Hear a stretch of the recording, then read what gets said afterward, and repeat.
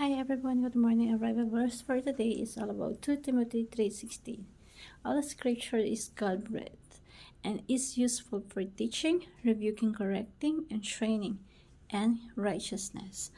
So sa Tagalog, lahat ng kasulatan ay isinulat sa pamamagitan ng kapangyarihan ng Diyos at mapapakinabangan sa pagtuturo ng katotohanan, pagsasaway, pagtutuwid at pagsasanay sa matuwid na pamumuhay.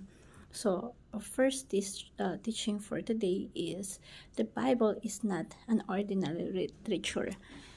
Hindi ito yung ordinary literature or babasahin lang. Yung Bible is a breath of God na kung saan itatama lahat ng direksyon ng buhay natin na kapag sinunod mo.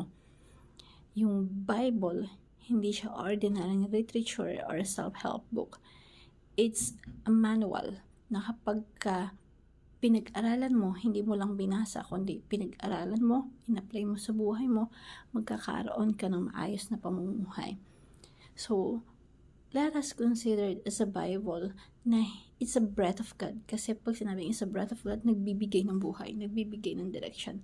And Bible is a God revelation to us na pinapakita ng Diyos kung ano yung mga revelation, kung ano yung mga gusto niya mangyari para sa atin.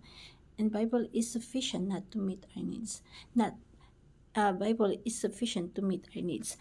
So, hindi natin kailangan ng ibang scriptures or ibang manual pa. Bible itself alone is sufficient to meet our needs. Bakit?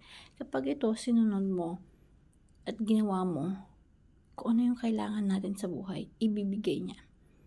Yes, kailangan natin, importante na we have to study other books or other scriptures, pero wag natin pagsamahin ang Bible sa ibang scriptures kasi totally magkaiba sila.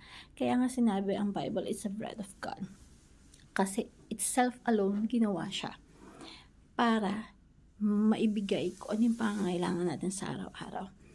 Ang pagkakaalam lang kasi natin, ang Bible is a normal book lang or normal creature lang na scriptures lang. No, it's not.